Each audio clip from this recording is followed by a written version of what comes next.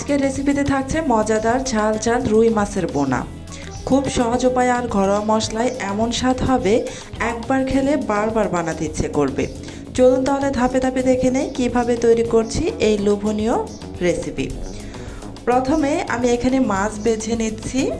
আমি প্রায় 7 থেকে 8টির মতো মাছের পিস খুব ভালোভাবে ধুয়ে পরিষ্কার করে লবণ, হলুদ আর মরিচের গুঁড়া মাখিয়ে তারপর প্যানের মধ্যে বেশ খানিকটা সরিষার তেল দিয়ে এই যে উল্টে পাল্টে মাছগুলোকে আমি ভেজে নিয়েছি। এবার আমি এই মাছগুলোকে উঠিয়ে নিয়ে এই মাছ ভাজার বাকি তেলের মধ্যেই দিয়ে দিলাম 1.5 কাপ পরিমাণ পেঁয়াজ কুচি। যেহেতু মাছ ভুনা করব সেহেতু এখানে পেঁয়াজের পরিমাণটা একটু বেশিই লাগবে। এবার এখানে আমি দিয়ে দিব স্বাদ অনুযায়ী লবণ। এই লবণটা দেওয়ার কারণ হচ্ছে পেঁয়াজের সাথে লবণ দিয়ে একসাথে ভাজলে পেঁয়াজটা খুব দ্রুত নরম হয়ে যায়, সেই জন্য আমি লবণটা দিয়ে নাড়াচাড়া করে পেঁয়াজটাকে নরম হওয়া পর্যন্ত ভেজে নেব। যেহেতু লবণ দিয়েছি পেঁয়াজটা নরম হতে খুব বেশি সময় লাগেনি। এই যে পেঁয়াজটা আমার ভেজে নরম করে নেওয়া হয়ে গিয়েছে। এবার আমি এখানে দিয়ে দিচ্ছি আদা রসুনের পেস্ট 1.5 চা চামচ পরিমাণ। আদা আর রসুন আমি একসাথে পেস্ট করে নিয়েছি।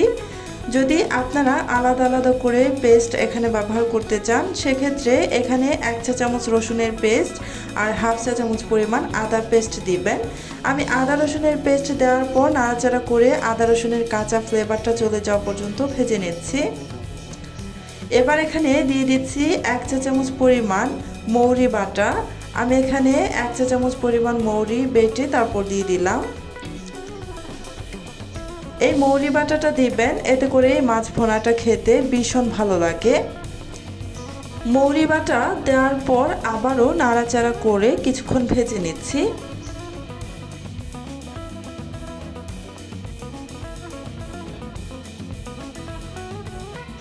এবার গুঁড়া মশলাগুলো ব্যবহার করব। প্রথমে দিয়ে দিচ্ছি 1 চা চামচ পরিমাণ হলুদের গুঁড়া, দিয়ে দিচ্ছি এখানে মরিচের গুঁড়া প্রায় 1.5 চা চামচের মতো। ঝালের পরিমাণটা আপনারা আপনাদের পছন্দ অনুযায়ী এখানে ব্যবহার করবেন। আমি এখানে 1.5 চা চামচ পরিমাণ মরিচের গুঁড়া দিয়েছি। দিয়ে দিচ্ছি ধনিয়ার গুঁড়া 1 চা চামচ পরিমাণ আর জিরার গুঁড়া দিয়ে দিব 1/2 চা চামচ পরিমাণ। এবার সমস্ত কিছু নেড়েচেড়ে মিশিয়ে নিব।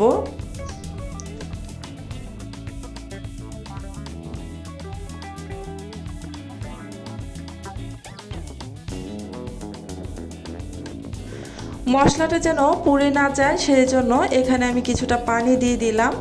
পানিটা দেওয়ার পর আবারও নাড়াচাড়া করে মশলাটাকে ভালোভাবে কষিয়ে নেব পেঁয়াজের সাথে।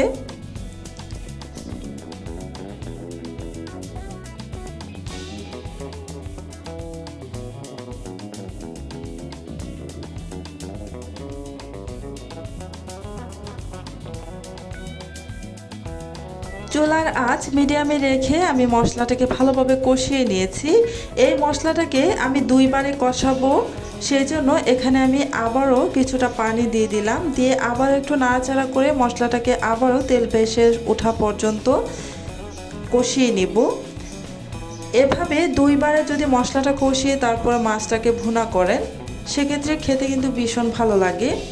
এই যে আবার আমার কষানো হয়ে গিয়েছে, দেখতেই পাচ্ছেন মশলা কষানোর পানিটা একদম শুকিয়ে এসেছে আর তেলটা মশলা থেকে ছেড়ে দিয়েছে।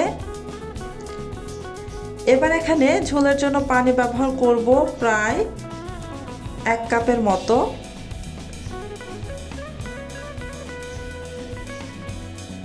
আমি আজকে এই মাছ ভুনার রেসিপিটা সরিষার তেলে করেছি, আপনারা চাইলে এখানে সাদা তেলও ব্যবহার করতে পারেন। এবার এখানে ভেজে রাখা মাছগুলো দিয়ে দিচ্ছি। মাছগুলো দেওয়ার পর হালকা হাতে একটু নেড়ে মিশিয়ে নেব।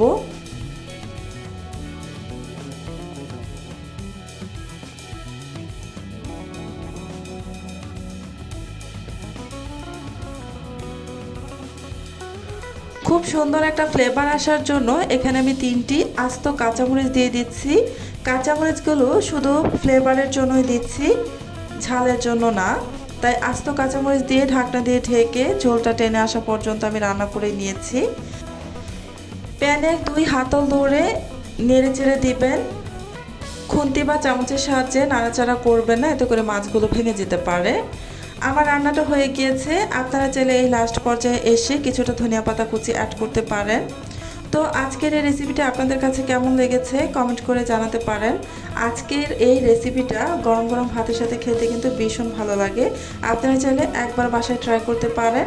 আজকের মতো এখানেই শেষ করছি। আল্লাহ হাফেজ।